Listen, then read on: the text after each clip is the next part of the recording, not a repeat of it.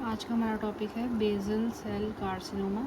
ये हमारा first most common malignant skin tumour है, ठीक है।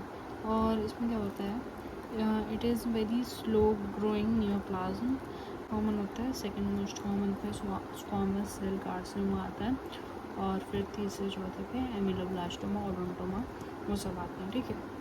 और बेसल सेल कार्सिनोमा जो हमारा BCC है, it arises from the basal cell pilosebaceous adnexa layer of this epithelium lining, ठीक है।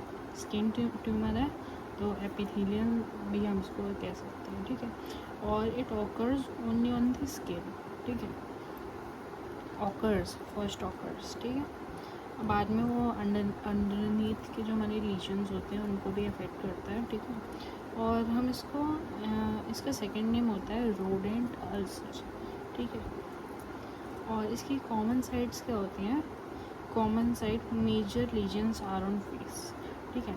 फेस में मेजर लीजन्स होते हैं इसमें, और आईलिड्स को अफेक्ट करता है, ब्रिज ऑफ द नोज़ को अफेक्ट करता है, और नेसोलेबियल फोल्ड को भी अफेक्ट करता है।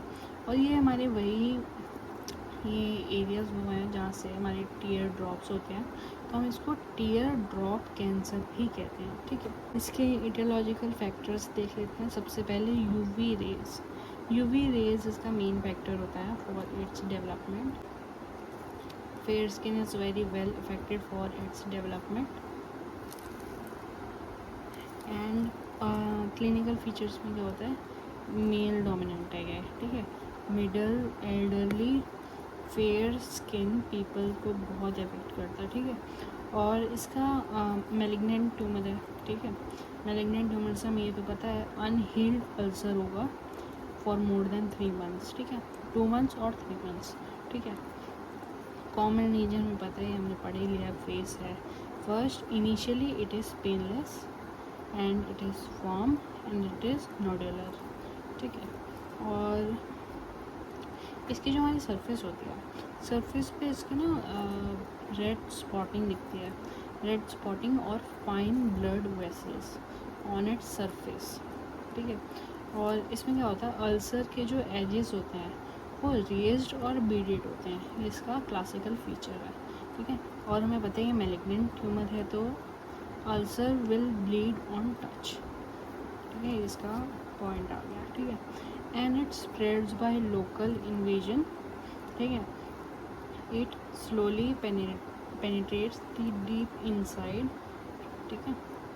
जो हमारी अंडरनीथ सरफेसेस होती हैं उस पर भी ये पेनिट्रेट करता है, इरोड करता है, तो इसको हम रोडेंट अल्सर भी कहते हैं।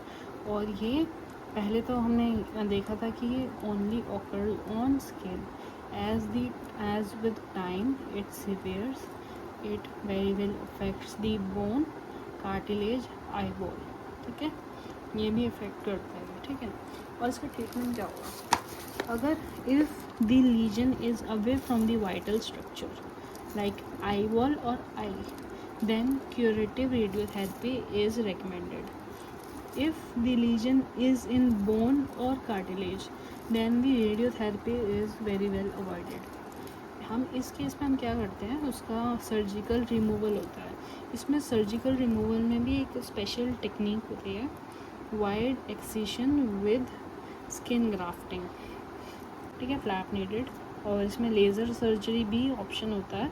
और थर्ड मोस्टली यूज्ड ऑप्शन जो अब होता है, हमारी थर्ड सर्जरी होती है वो होती है माइक्रोस्कोपिकली ओरिएंटेड हिस्टोग्राफिक सर्जरी। इसमें क्या होता है, जो हिस्टोलॉजिस्ट होता है, histologist with derma surgeon, they both perform this surgery.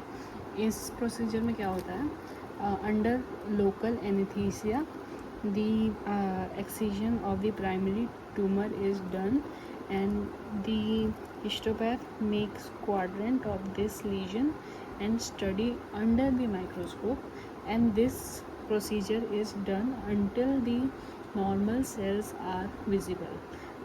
Clearance must be completed and in proper in basal cell carcinoma.